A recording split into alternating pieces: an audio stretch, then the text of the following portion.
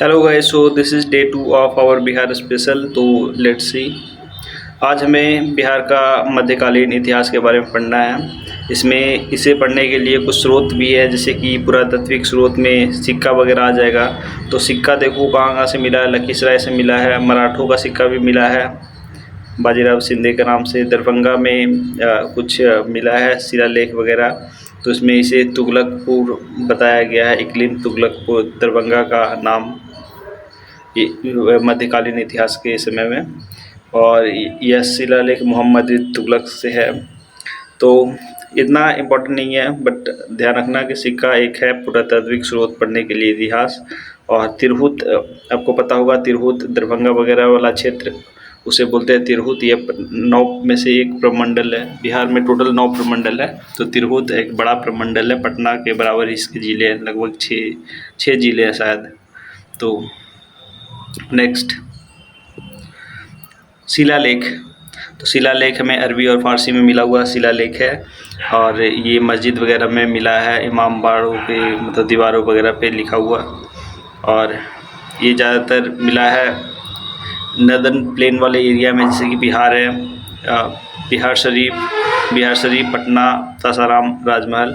मतलब ये गंगा है, गंगा के इस सदर्न एरिया में ये मगध वाला क्षेत्र। तो यहाँ पे ज़्यादातर शिलालेख मिले हैं, क्योंकि यहीं से ना जीटी रोड गुजरती थी। तो जीटी रोड के किनारे किनारे जो भी शहर है वहाँ से मतलब लगभग मिले हैं अच्छे खासे शिलालेख।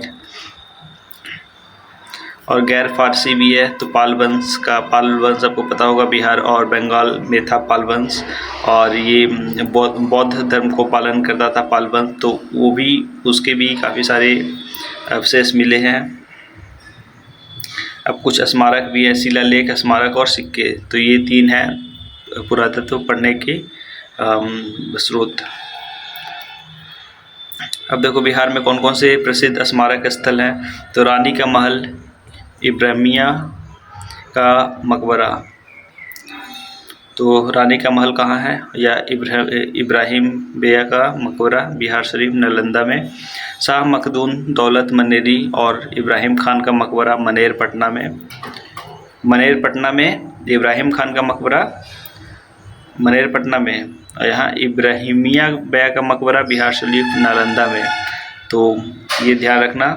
हसन शाह सूरी का मकबरा सासाराम रोहतास में, शेर शाह सूरी का मकबरा सासाराम रोहतास में। जहाँ भी सूरी वाला है, सूरी वाला दोनों रोहतास में है, सासाराम।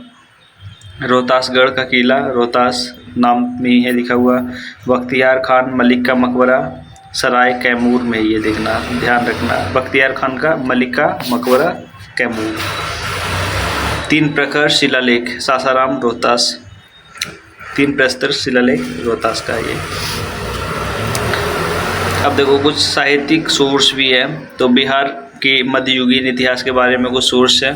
तो तबाक़त-ए नासिरी, ये लिखा हुआ मतलब किताब वगैरह है, बाबर द्वारा तुर्की में लिखा हुआ। तुजिक बाबरी, अबू फजल अब्बास सरवानी।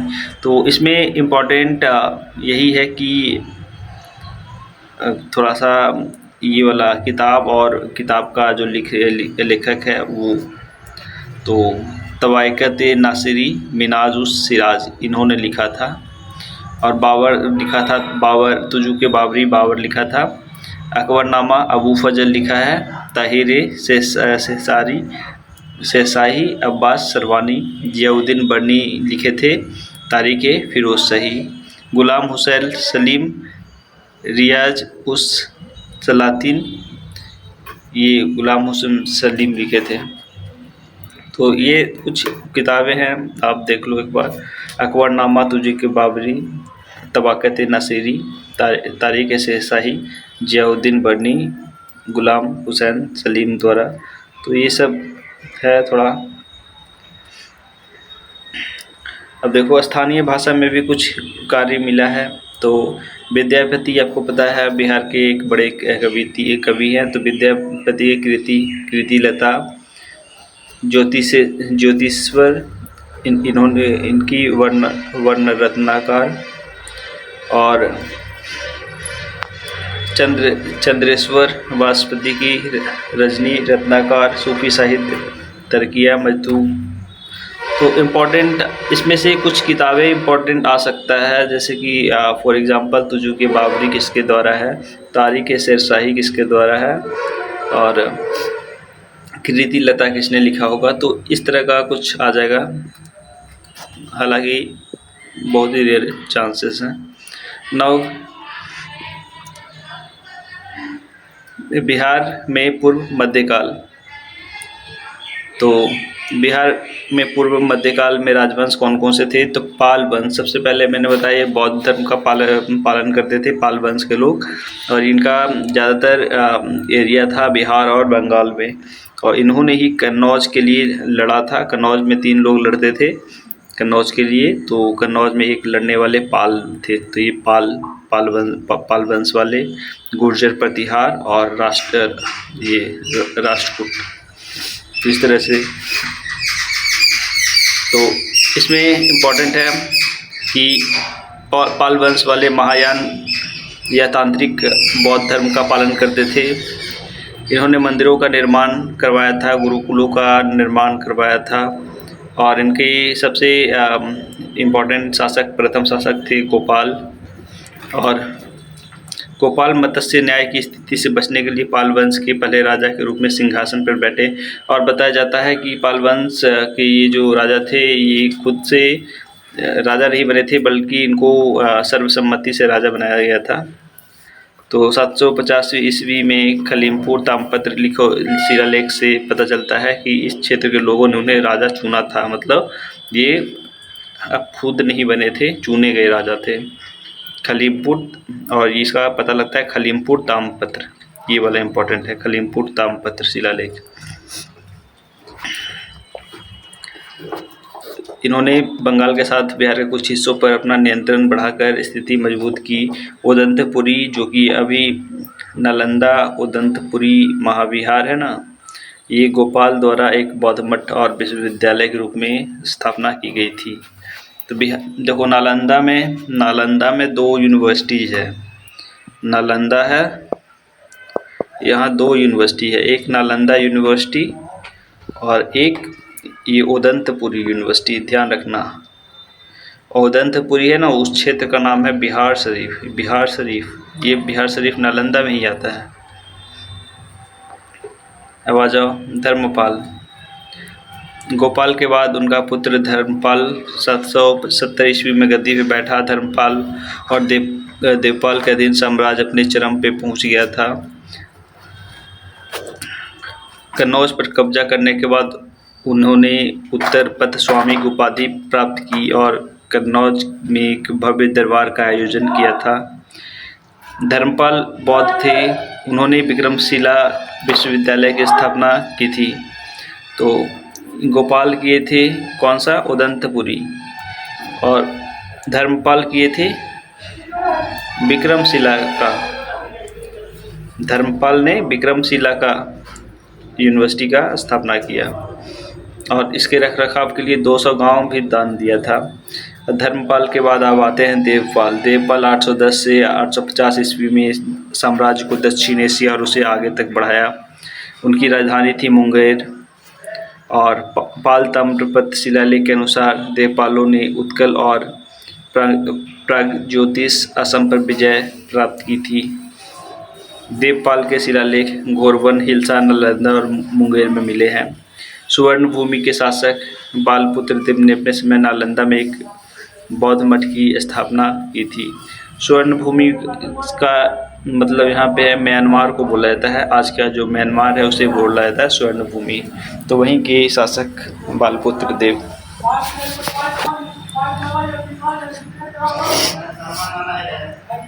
अब देवपाल के बाद आते हैं महीपाल। तो 988 ईस्वी में महीपाल सत्तासीन हुए।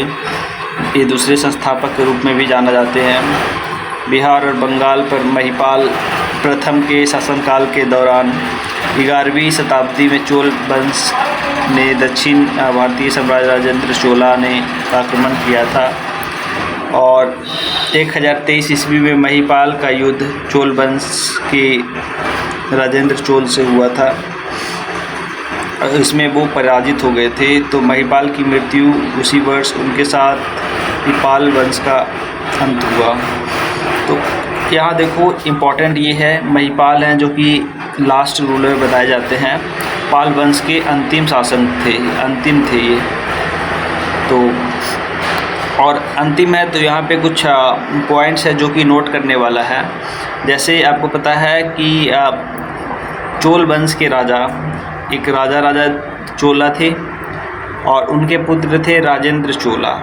तो राजेंद्र चोला, ये देखो दक्षिण भारत है, तो यहाँ पे चोल वंश स्थापित हो गया था।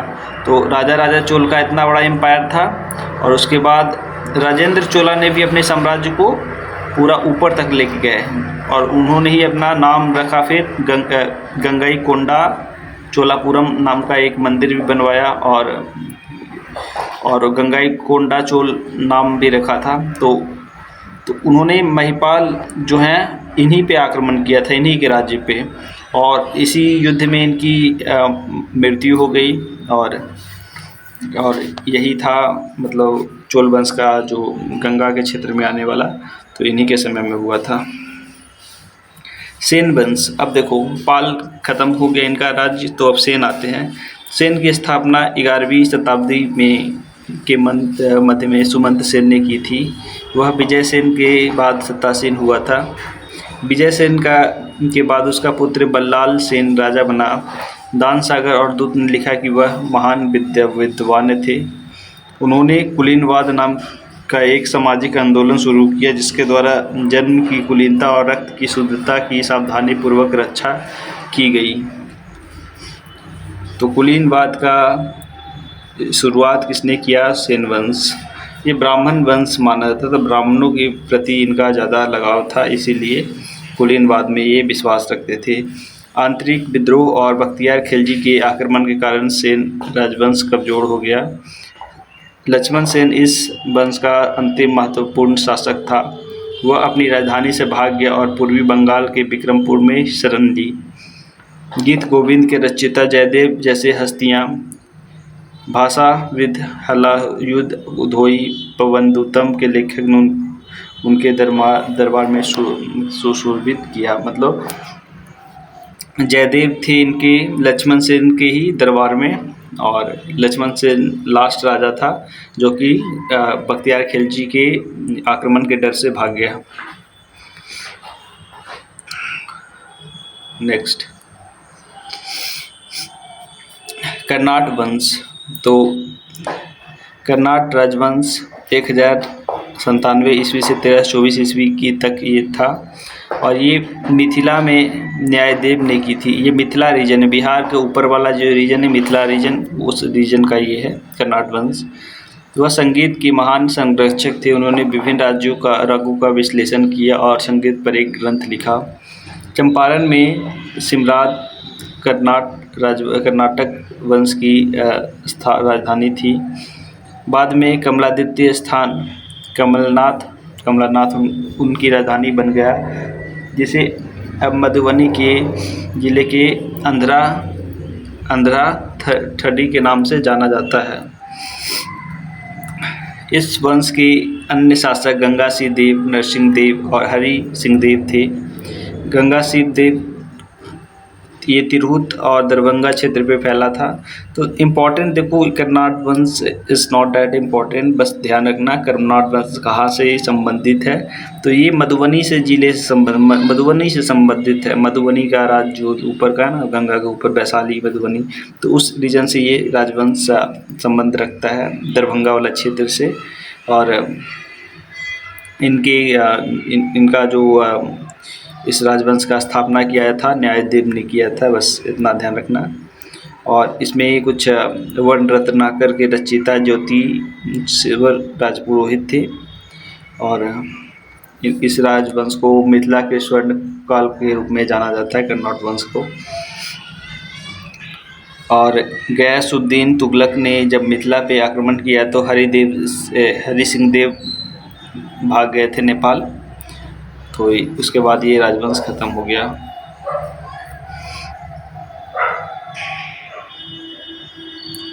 और इनके कर्नाट राजवंश के बाद उनियार राजवंश शासन करता है लगभग 200 सालों तक मिथिला पे, 1526 ईस्वी तक। मौखरी वंश। गया के मौखरी गुप्त शासकों के अधीन सामंत थे और गुप्त वंश के पतन के दौरान वे मजबूत होने लगे और 550 ईस्वी में एक शक्तिशाली राज्य की स्थापना की। तीसरी शताब्दी में वे कन्नौज, यूपी और राजस्थान के बड़वा क्षेत्र में फैले हुए थे। हरिवर्मन कन्नौज के पहले मौखरी शासक थे और जिन्हें 510 ईस्वी में सिंहासन प्राप्त हुआ। आदित्य वर्मन हरिवर्मन के पुत्र थे, जिनका विवाह गुप्त मगध की राजकुमारी हर्षगुप्त से हुआ था। गुप्त राजा ने मौखरी शासक ईशान वर्मन से मगध छीन लिया और मौखरी राज्य के सबसे शक्तिशाली शासक शर्ववर्मन ने मगध पर पूर्ण कब्जा किया। तो ये मौखरी राजवंश बहुत पहले की बात है, ये आज का नहीं, मतलब ये रिसेंट नहीं है, शुरुआत का ही ये बात है, 510 ईस्वी की बात है। तो मौखरी राजवंश था, फिर कन्नौज राजवंश और एक और हमने पढ़ा ओनिवार राजवंश। तो ये 3 राजवंश मुख्यतः बिहार के अंदरूनी हिस्सों पे थे और यहीं से उद्गम हुए और यहीं पे खत्म हो गए। अब मध्यकालीन बिहार 11वीं से 16वीं शताब्दी के बीच का पढ़ रहे हैं। तो बिहार में इस समय तुर्कों का आगमन लगभग काफ़ी प्रखर हो गया और काफ़ी ज़्यादा बढ़ गया था और बख्तियार खिलजी ने जो हमला किया था उसके बाद नालंदा यूनिवर्सिटी और दंतपुरी वगैरह बहुत सारे बौद्ध मठों, बिहारों को सबको नष्ट कर दिया था। तुर्क आक्रमण के कारण दिल्ली सल्तनत का शासन कायम हुआ और बिहार को या तो दिल्ली के शासन करने वाले शासकों के अधीन शामिल किया गया या एक अलग प्रांत बना दिया गया। अब बख्तियार खिलजी के बारे में पढ़ते हैं। ये बहुत ही इम्पोर्टेंट विलन है बिहार की हिस्ट्री में, बख्तियार खिलजी, और वह कुतुबुद्दीन ऐबक के जनरल में से एक था। बख्तियार खिलजी अपनी सेनाओं द्वारा मठों को नष्ट कर दिया। उन्होंने कई बिहार और नालंदा, उदंतपुरी और विक्रमशिला के प्रसिद्ध विश्वविद्यालय नष्ट हो गए। वह बिहार का पहला मुस्लिम आक्रांता था, इसलिए इसको बोला था फर्स्ट विलन ऑफ बिहार। और 1998 में बख्तियारपुर शहर की स्थापना की, जो आज का बख्तियारपुर शहर है वो इसी ने स्थापना किया था, बख्तियार खिलजी। बख्तियार खिलजी ने मिथिला के कन्नौज राजा नरसिंह देव के क्षेत्र पर भी आक्रमण किया। बंगाल और असम के क्षेत्र पर उसने आक्रमण किया था। अली मर्दान ने उसकी हत्या कर दी और उसका मकबरा बिहार शरीफ में है। नालंदा बिहार शरीफ है ना, वहीं इसका बख्तियार खिलजी का मकबरा अभी है। और सदरुद्दीन हसन निज़ामी ने ताउ-उल-मासिर में 1192 से 1228 के दौरान खिलजी के आक्रमण के बारे में लिखा था। तो इम्पोर्टेंट इसमें है कि बख्तियार खिलजी कौन थे, तो वो तुर्क थे। किसका जनरल था, तो मोहम्मद बिन ये कुतुबुद्दीन ऐबक का जनरल था और इसकी हत्या अली मर्दान ने किया था और इसने नालंदा, उदंतपुरी, विक्रमशिला जैसे विश्वविद्यालयों को नष्ट कर दिया था। तो इसका मकबरा है बिहार शरीफ। ये है इम्पोर्टेंट इसमें। अब नेक्स्ट पढ़ते हैं। गुलाम वंश के दौरान बिहार। अली मर्दान के बाद हसमुद्दीन इवाज खिलजी ने लखनौती में स्वतंत्र शासन की स्थापना की। वह तिरहुत शासकों से कर प्राप्त करने में सफल रहा। कुतुबुद्दीन ऐबक ने गुलाम इल्तुतमिश ने बिहार शरीफ और बाढ़ पर आक्रमण किया और बाद में लखनौती गया। इवाज की सेना राजमहल पहाड़ियों के पास लड़ी, लेकिन आत्मसमर्पण करना पड़ा। इल्तुतमिश ने मलिक अलाउद्दीन जानी को अपना प्रतिनिधि सूबेदार बनाया, लेकिन इवाज ने बाद में उसे भागने के लिए मजबूर कर दिया। बदले में इल्तुतमिश के बेटे नसरुद्दीन महमूद ने इवाज पर आक्रमण किया और उसे मार डाला। उसने बिहार, अवध और लखनौती को अपने शासन में शामिल किया और 1229 ईस्वी तक शासन किया। नसरुद्दीन की मृत्यु के बाद मलिक इख्तियार उद्दीन बल्का ने विद्रोह किया, इसलिए इल्तुतमिश ने बल्ख को हराने के बाद बिहार को बंगाल से अलग कर दिया। तो बिहार और बंगाल अलग कैसे हुए, तो ये इल्तुतमिश ने सबसे पहले किया, बिहार और बंगाल। और दूसरा विभाजन हम लोग वही देखते हैं 1911 1912 में जो अलग होता है बिहार और उड़ीसा राज्य का गठन अलग होता है, और 22 मार्च को ही होता है, थोड़ा ध्यान देना। तो इल्तुतमिश ने बिहार को अलग किया था बंगाल से, इम्पॉर्टेंट पॉइंट है। इल्तुतमिश ने सैफुद्दीन ऐबक को बिहार का राज्यपाल नियुक्त किया और बाद में तुगान खान बिहार का राज्यपाल बना। 1236 में ईस्वी में इल्तुतमिश की मृत्यु के बाद बिहार पर से दिल्ली का नियंत्रण ढीला पड़ गया। बलबन ने लखनौती के शासक तुगहिल खान को पराजित कर मार डाला और बुसरा खान को शासक बना दिया। मनेर, बिहार शरीफ, भोजपुर, गया, पटना, मुंगेर, भागलपुर, संथाल परगना, नालंदा, लखीसराय और विक्रमशिला गुलाम वंश के अधीन थे। तिरहुत क्षेत्र में कन्नौज शासक स्वतंत्र थे, हालांकि उन्होंने दिल्ली को कर जरूर दिया। मध्यकालीन बिहार में राजवंश, तो कौन कौन सा मध्यकालीन बिहार में, मतलब कि 1200 के बाद कौन कौन सा शुरू रहा, तो ये गुलाम वंश का जो खिलजी बख्तियार खिलजी के आक्रमण से शुरू हुआ था वो है। तो 1296 में अलाउद्दीन खिलजी ने भूमि की माप कराकर राजस्व के रूप में आधी फसल की मांग की थी। शेख मोहम्मद इस्माइल को अलाउद्दीन खिलजी ने दरभंगा क्षेत्र भेजा, लेकिन राजा शकरी ने उसे हरा दिया। 1301 में शमसुद्दीन फिरोज शाह ने स्वयं को बंगाल का शासक घोषित किया। किसने घोषित किया था 1301 में? तो शमसुद्दीन फिरोज शाह। और अपने पुत्र फिरोज शाह को 1309 से 1315 ईस्वी के मध्य बिहार का राज्यपाल घोषित कर दिया। बाद में हातिम खान जो फिरोज शाह के पुत्र थे 1321 ईस्वी में बिहार का राज्यपाल बना। खिलजी वंश के कुछ सिक्के भोजपुर और लखीसराय में भी मिले हैं। तुगलक वंश, इसके बाद तुगलक वही है दिल्ली सल्तनत वाला जो सारे वंश है वही। तुगलक वंश, गयासुद्दीन तुगलक ने 1324 में बिहार और बंगाल पर आक्रमण किया। लखनौती के राजा नसरुद्दीन ने आत्मसमर्पण कर दिया, लेकिन सोनारगांव के राजा गयासुद्दीन बहादुर ने सुल्तान की सेना के खिलाफ विद्रोह किया। गयासुद्दीन तुगलक ने उसे हरा दिया। उन्होंने मिथिला राजा हरि सिंह देव कर्नाट वंश को भी हराया।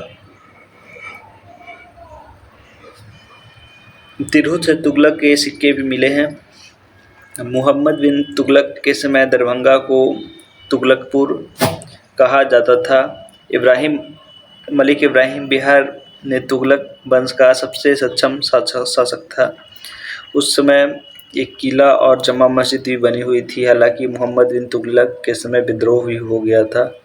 फिरोज शाह तुगलक का फारसी शिलालेख बिहार शरीफ में भी मिला है, और उस समय बिहार की राजधानी थी बिहार शरीफ।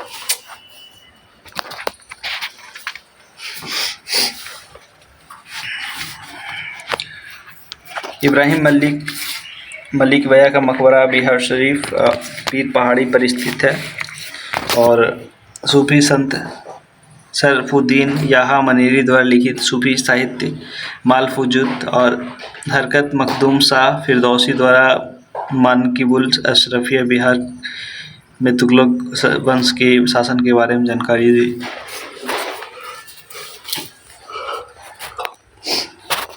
अब चोल राजवंश के बारे में पढ़ो। चेरो राजवंश के बारे में पढ़ना है। यह राजवंश भोजपुर, शाहाबाद, सारण, चंपारण, मुजफ्फरपुर और पलामू जिलों में अपना शक्तिशाली राज्य स्थापित किया। उन्होंने 300 वर्षों तक शासन किया था, और जगदीशपुर मेला इसी समय फूलचंद ने शुरू किया था। नेक्स्ट, 1587 से 1607 ईस्वी के बीच कुकुमचंद झराब भोजपुर में चेरो के प्रमुख थे। उज्जैनी और चेरो ने 1611 ईस्वी में एक महत्वपूर्ण युद्ध लड़ा, उसमें उज्जैनियों ने जीता था। मेदिनी राय चेरो वंश का पहले सबसे महत्वपूर्ण शासक था। मेदिनी राय के बारे में जो हम लोग जानते हैं वो चेरो राजवंश से संबंधित थे, तो ये ध्यान देना है। मेदिनी राय का क्षेत्र गया, अरवल, दाऊदनगर और रामगढ़ तक फैला था। मेदिनी राय की मृत्यु 1634 ईस्वी में हो गई। उसके बाद उनके पुत्र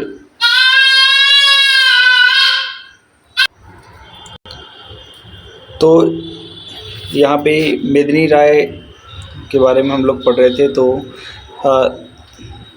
देखो इम्पोर्टेंट यहाँ पे यही है कि बिहार में कुछ महत्वपूर्ण राजवंश हुए, तो उसमें से गुलाम वंश था ये वाला, ये गुलाम वंश जो दिल्ली सल्तनत के अधीन था। और इसके बाद में धीरे यहाँ पे फिर चेरो राजवंश भी था। चेरो राजवंश मतलब ये साउथ बिहार और झारखंड इलाके में ये फैला था। उसके बाद यहाँ पे क्या होता है कि खुद में लड़ाई होती है आपस में, और उज्जैनी राजवंश भी एक धीरे धीरे यहाँ पे बन जाता है। तो उज्जैनी और चेरो ने एक लड़ाई भी लड़ा था। उज्जैनी में ये चेरो के राजा थे मेदिनी राय, और इनके पुत्र भी राजा प्रताप राय ये भी हुए थे। और फिर उज्जैनी राजवंश ये भोजपुर क्षेत्र में था, और इसके जो शासक थे देवराज, उनको संतन सिंह कहा जाता था। और बक्सर, जगदीशपुर और डुमराव एरिया इनका था उज्जैनियों का नियंत्रण में। और इनके बाद फिर नुहानी राजवंश आते हैं। सिकंदर लोदी के समय राजनीतिक परिवर्तनों के फलस्वरूप नुहानी राजवंश का उदय हुआ। जैसे ही सिकंदर लोदी सत्ता में आया, जौनपुर के राज्यपाल बिहार भाग गए थे, और तिरहुत और सारण के जमींदार केंद्रीय शासन के खिलाफ थे। इसी सब कारण सिकंदर लोदी ने बिहार पर आक्रमण भी किया था। अब देखो 1529 में घाघरा की लड़ाई में बाबर द्वारा पराजित होने के बाद सुल्तान मोहम्मद ने बाबर के अधिकार को स्वीकार कर लिया था 1529 में। नुहानी शासकों के पतन के बाद शेरशाह शक्तिशाली शासक अफगान शासक के रूप में उभरे थे। तो शेरशाह सूरी ये है मेन किरदार यहाँ पे, सबसे इम्पोर्टेंट इन सब कहानियों के अर्थ। शेरशाह सूरी एक अफगान थे, उसका असली नाम था फरीद खान नाम याद रखना, BBI है। अफगान शासक सुल्तान मोहम्मद ने उन्हें शेर खान की उपाधि दी। शेर खान की उपाधि किसने दिया? तो अफगान जो शासक थे सुल्तान मोहम्मद, जो ये नुहानी राजवंश से संबंधित रखते थे, उन्होंने इन्हें दिया था शेर खान की उपाधि। सुल्तान मोहम्मद उन्होंने बिहार में सासाराम में अपनी राजधानी के साथ सूर साम्राज्य की स्थापना की। 1534 में शेरशाह और महमूद शाह ने सूरजगढ़ की लड़ाई लड़ी, जिसमें शेरशाह ने जीता था। 1539 में हुमायूं और शेरशाह ने चौसा की लड़ाई लड़ी थी। 1540 में कन्नौज में हुमायूं को फिर से हराया और उसे भारत से बाहर जाने के लिए मजबूर कर दिया। तो ये था इम्पोर्टेंट मेन 1540 में कन्नौज की लड़ाई, 1539 में चौसा की लड़ाई, और 1534 में महमूद शाह के साथ सूरजगढ़ की लड़ाई लड़ा था इन्होंने, शेरशाह सूरी ने। नेक्स्ट वन, इस जीत के बाद शेरशाह ने सुल्तान ए आदिल की उपाधि अपने नाम कर ली। शेरशाह ने 1541 में पटना को बिहार प्रांत की राजधानी बनाया। शेरशाह ने चांदी के सिक्के जारी किए और उन्होंने कई भूमि और राजस्व सुधार किए। चटगांव से काबुल तक ग्रैंड ट्रंक रोड का विस्तार किया था। शेरशाह केवल 5 वर्षों के लिए सिंहासन पे थे। उन्होंने साम्राज्य का विस्तार किया, जिसमें पंजाब, मालवा, सिंध, मुल्तान और बुंदेलखंड शामिल थे। उनका साम्राज्य असम, नेपाल, कश्मीर और गुजरात को छोड़ के पूरे उत्तर भारत तक फैला था। तो कौन कौन से जिले छोड़े थे? राज्य असम, नेपाल, कश्मीर और गुजरात, ये सब नहीं था इनके अंदर, बाकी सारा था। 13 मई 1545 को कलिंजर किले की घेराबंदी के दौरान शेरशाह मारा गया था। शेरशाह का मकबरा सासाराम में स्थित है। अब शेरशाह इम्पोर्टेंट रूलर है बिहार के, जिन्होंने हुमायूं को हराया था। तो इनका कुछ शासन प्रणाली भी था, क्योंकि इन्हें ही रूल करना था दिल्ली पे। तो केंद्रीय प्रशासन में देखो दीवाने बजारत था, दीवाने अर्ज, दीवाने इंसा, दीवाने रिसालत और दीवाने कजा। तो ये मेजॉरिटी दिल्ली सल्तनत का जैसा भी पार्ट था वो वैसा ही ये सेम है। तो दीवाने बजारत बोलते हैं राजस्व और वित्तीय मामलों में जो वजीर होते हैं उन्हें। और दीवाने अर्श ये सचिवालय जैसा है। और दीवाने इंसा शाही पत्र व्यवहार का मंत्री। दीवाने इंसा मतलब जो रॉयल लोग हैं उनका उनका जो कामकाज है उनको देखने वाला दीवाने इंसा। दीवाने रिसालत ये है विदेश मंत्रों के मामलों के मंत्री। दीवाने कर्जा विधि विभाग या काजी। दीवाने कजा से काजी ध्यान रखो। रिसालत विदेश मामला होता है। इंसा मतलब शाही वाला, शाही पत्र वाला। अर्ज दीवाने अर्ज सचिवालय मुख्य दबीर थे। दीवाने अर्ज बेसिकली एक और होता है उसमें मिलिट्री डिपार्टमेंट को भी बोला जाता है दीवाने अर्ज। दीवाने बजारत है राजस्व और वित्तीय जो वित्त मंत्रालय होता है उसे बजारत। स्थानीय प्रशासन इनका क्या था? सरकार था, परगना था। सरकार सिकदरान कानून और प्रशासन के लिए मुंसिफ ग्राम प्रधान के रूप में प्रमुख थे। सरकार हो गया, परगना हो गया। परगना सिकदार पुलिस प्रमुख, एक अमीन या मुंसिफ राजस्व का आकलन और का पूर्ण रिकॉर्ड बनाने वाला ये प्रमुख था। गांव यहाँ से राजस्व वसूली के लिए पटवारी और कानूनगो इन्होंने बनाए, पटवारी या कानूनगो। अब इसका पतन क्यों हुआ सूर राजवंश का? तो ये हुमायूं जब दोबारा लौटा था तब उसने हरा दिया था क्योंकि उस समय शेरशाह सूरी जिंदा नहीं थे। तो सूर वंश के पतन के बाद बिहार के क्षेत्र पर ताज खान करानी का शासन था। उन्होंने बिहार शरीफ को अपना राजधानी बनाया। सुलेमान करानी और दाऊद खान करानी इस वंश के प्रमुख महत्वपूर्ण शासक थे। सुलेमान करानी ने मुग़ल सम्राट अकबर का संरक्षण स्वीकार किया, लेकिन उसके बेटे दाऊद ने अकबर के खिलाफ विद्रोह कर दिया। अकबर हाजीपुर आया और हाजीपुर के किले पर कब्जा किया। उसने 1576 ईस्वी में राजमहल के युद्ध में दाऊद को हराया, जिसके बाद बिहार में मुग़ल शासन मजबूती से स्थापित हो गया। मुग़ल राजवंश के दौरान मुग़लों ने बिहार पर कब्जा कर लिया और इसे पटना में मुख्यालय बनाकर इसे अपने सूबे में बदल लिया। मुग़लों द्वारा बिहार पर कब्जा करने का संघर्ष बाबर और सुल्तान मोहम्मद के बीच 1527 ईस्वी में घाघरा की लड़ाई से शुरू हुआ था और 1532 ईस्वी में नुहानी राजवंश का अंत हुआ जब मुग़ल सम्राट हुमायूं ने दोहा सराय में अफ़गानों को हराया। उसने 1531 ईस्वी में चुनार किले पर आक्रमण किया था। तो बिहार में मुग़ल वंश, तो मुग़ल वंश के इम्पोर्टेंट रूलर आपको पता है अकबर, जहांगीर, शाहजहाँ वाले। तो 1574 में मुग़लों ने दाऊद खान से पटना को जब्त कर लिया, जो एक अफ़गान प्रमुख सुलेमान खान का पुत्र था। 1575 में तुर्का-रोई की लड़ाई के बाद दाऊद खान को पकड़ लिया गया और उसे मार दिया गया। अकबर ने 1576 में बिहार को अपने साम्राज्य का एक अलग सूबा बना दिया। तो ये था अकबर का कारनामा। मुनीम खान को बिहार का राज्यपाल बनाया गया। 17 मार्च 1587 को राजा मान सिंह को बिहार का सूबेदार नियुक्त किया गया। उन्होंने भोजपुर, गिद्धौर, खड़गपुर, जीत, रोहतास और राजधानी को अपनी राजधानी बनाया तथा सासाराम में रोहतासगढ़ किले में किलेबंदी का जीर्णोद्धार किया। 1577 में अकबर ने महेश ठाकुर को मिथिला का प्रशासक बनाया और उन्हें मधुबनी के राजनगर को अपनी राजधानी बनाया। अकबर के शासनकाल के दौरान आसिफ खान बिहार के अंतिम राज्यपाल थे। जहांगीर ने आसिफ खान की जगह लाला बेग को नियुक्त किया। उन्हें बिहार का राज्यपाल के रूप में बेग बहादुर के नाम से जाना जाता था। 1621 में जहांगीर ने अपने बेटे परवेज को बिहार का गवर्नर घोषित किया। वह बिहार के राज्यपाल बनने वाले पहले मुग़ल राजकुमार थे।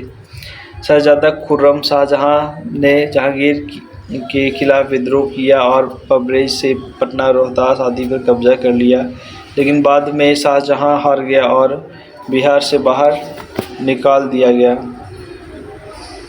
बाज बहादुर जहांगीर कुली खान को बिहार सूबेदार बनाया गया। उन्होंने तत्काल कार्रवाई की और विद्रोही पूरी तरह हार गए। मिर्ज़ा रुस्तम सफ़री जहांगीर के शासनकाल के दौरान बिहार का अंतिम राज्यपाल था।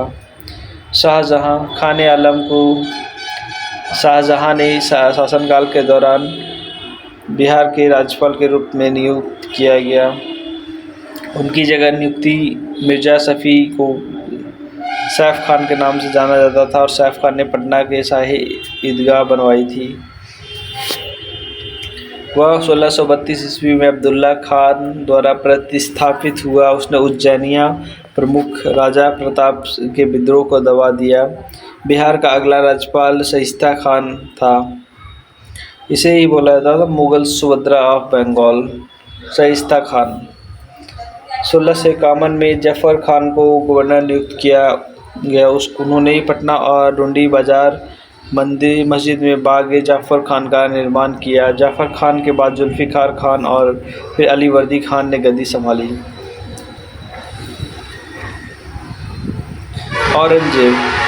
औरंगजेब के शासनकाल के दौरान गवर्नर दाऊद खान कुरैशी था। दाऊद खान ने गया जिले में दाऊद नगर शहर की स्थापना की। उसने पलामू के चेरोस को हराया और साम्राज्य को छोटा नागपुर तक बढ़ाया। दाऊद खान का उत्तराधिकारी जॉन निसार खान था, जिसे लश्कर खान के नाम से जाना जाता है। वह इब्राहिम खान द्वारा प्रतिस्थापित हुआ। उसके शासनकाल में पटना में भीषण अकाल पड़ा। औरंगजेब ने मुर्शिद कुली खान को 1700 में दीवान बनाकर बंगाल भेजा। औरंगजेब ने अपने पोते राजकुमार अजीम को 1702 ईस्वी में बिहार के सूबेदार बनाया था, जिसने अजीम मुस्कान के नाम से जाना जाता था। उन्होंने 1704 में पटना का पुनर्निर्माण करवाया और अजीमाबाद कहा। औरंगजेब ने निर्माण कराया पटना का, अजीमाबाद बोला इसे। उत्तर मुगल बहादुर शाह प्रथम अजीम उस्तान को बिहार का प्रशासक और फ़र्रुखसियार को बंगाल का नवाब बनाया गया। मुर्शिद कुली खान को फ़र्रुखसियार द्वारा मुर्शिदाबाद के नवाब नजीम के रूप में नियुक्त किया और अपने शासनकाल के दौरान उन्होंने जागीरदारी प्रणाली को माल जिस्मानी में बदल दिया, जो बाद में ज़मींदार प्रणाली में बदल दिया गया था। अजीम उस्तान के बाद बिहार में मुग़ल नियंत्रण कमज़ोर हुआ। फ़र्रुखसियार पहले मुग़ल थे जिन्हें 1713 में पटना में ताज बनाया गया था। तो ये इम्पॉर्टेंट है। बिहार में एक ही मुग़ल एम्परर को ताज पहनाया गया था और वो है फ़र्रुखसियार। मोहम्मद शाह ने फ़र्रुख-उद-दौला को बिहार का राज्यपाल नियुक्त किया। वह बिहार के अंतिम मुग़ल गवर्नर थे। तो अंतिम कौन था? फ़र्रुख-उद-दौला। फ़र्रुख-उद-दौला बिहार के अंतिम मुग़ल गवर्नर थे और 1733 में बंगाल के नवाब द्वारा बर्खास्त कर दिए गए थे। बिहार के सूबेदार के काल में फ़र्रुख-उद-दौला कोर्ट ऑफ जस्टिस पटना में बनाया गया था। तो कोर्ट ऑफ जस्टिस पटना में बना था फ़र्रुख-उद-दौला के कार्यकाल में। तो ये था बिहार में इन नवाबों का, ये राज्यपाल वगैरह का और ये जो भी राजवंश थे उनका ब्यौरा। अब बिहार और बंगाल के नवाब देखो थोड़ा सा इसमें भी। मुर्शिद कुली खान और उनके उत्तराधिकारी नवाब शुजाउद्दीन खान, सरफराज खान, अलीवर्दी, सिराजुद्दौला, मीर कासिम, ये सब थे नवाब, धीरे धीरे बंगाल के बने थे। बिहार और उड़ीसा को स्वतंत्र शासकों के रूप में प्रशासित किया, हालांकि वे नियमित रूप से मुग़ल सम्राट को राजस्व भेजते रहे। बंगाल के नवाबों ने इस क्षेत्र में व्यापार को फलने फूलने दिया। भारतीय उपमहाद्वीप के कुछ महानतम मेला जैसे सोनपुर मेला, जो भारत का सबसे बड़ा पशु मेला है, वो जारी रखा और यहाँ तक कि फलने फूलने की अनुमति दी गई, जिसे दूर दूर के व्यापारियों को आमंत्रित किया गया। 17वीं शताब्दी के मध्य में 1743 में पेशवा बाजीराव के आक्रमण के साथ मुंगेर और भागलपुर मराठों का आगमन हुआ। तो बिहार तक मराठा पहुँच गए थे, भागलपुर तक। तो यहाँ देखो थोड़ा सा इम्पोर्टेंट है कुछ। गवर्नर्स है, ये सब बंगाल के गवर्नर है। मुर्शिद कुली खान, शुजाउद्दीन खान, अलीवर्दी खान, सिराजुद्दौला और मीर कासिम। और मुर्शिद कुली खान को औरंगजेब द्वारा बंगाल के दीवान के रूप में नियुक्त किया गया था। उन्होंने ईस्ट इंडिया कंपनी द्वारा राजस्व के संग्रहण को रोककर अपने प्रांत के हित को बचाने की कोशिश की। उन्होंने राजधानी को ढाका से मुर्शिदाबाद स्थानांतरित कर दिया। मुर्शिद कुली खान। शुजाउद्दीन खान। मुर्शिद कुली खान के दामाद शुजाउद्दीन खान ने सरकार को पदच्युत किया और बिहार के सूबा को बंगाल का हिस्सा बनने के लिए कब्जा कर लिया। सरफराज खान शुजा के बेटे थे। उन्होंने अलामुद्दौला हैदर जंग की उपाधि ली।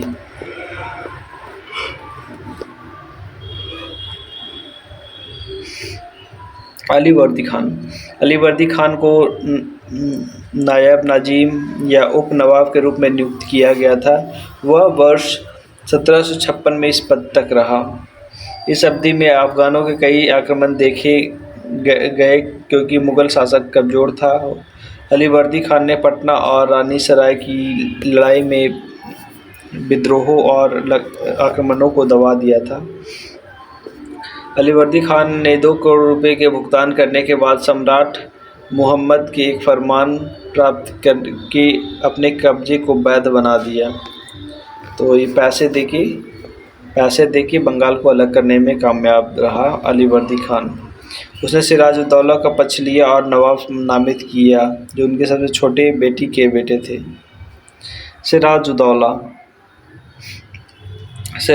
ने अंग्रेज़ों को कलकत्ता में अपने कारखानों को मजबूत करने से रोक दिया, लेकिन उसने आदेशों को पालन करने से इनकार कर अंग्रेज़ी सेना के साथ प्लासी की लड़ाई लड़ी, जो 1757 में हुई। मीर कासिम ने वर्तमान मेदिनीपुर और चटगांव की ज़मींदारी अंग्रेज़ों को दे दी। उसने अपनी स्थिति को मजबूत करने के लिए कई राजस्व और सैन्य सुधार किए। मीर जाफ़र ने बंगाल, बिहार और उड़ीसा में मुक्त व्यापार और 24 परगना में ज़मींदारी का अधिकार अंग्रेज़ों को दिया। उसने क्लाइव का जयकाल भी कहा था और 1763 में अंग्रेज़ों द्वारा उनकी नियुक्ति मीर कासिम के साथ युद्ध छिड़ने के बाद हुई। नजमुद्दौला मीर जाफ़र के पुत्र थे। उन्हें नवाब बनाया गया, जो सरकार की दोहरी प्रणाली की अवधि के दौरान अंग्रेज़ों के हाथ की कठपुतली बने रहे। तो ये नजमुद्दौला 1765 से लेके 72 तक थे। और उसके बाद रेगुलेटिंग एक्ट आता है 1773 का। उसके बाद बंगाल की नवाबशिप ख़त्म कर दी जाती है। तो यही था बंगाल का नवाबशिप, जो नजमुद्दौला के साथ ख़त्म हो गया था। और क्लाइव बने थे, रॉबर्ट क्लाइव फर्स्ट नवाब, इंग्लिश नवाब। मध्यकालीन बिहार में धर्म, तो ये हम नेक्स्ट डे पढ़ेंगे। आज के लिए बस इतना ही। Bye, thank you.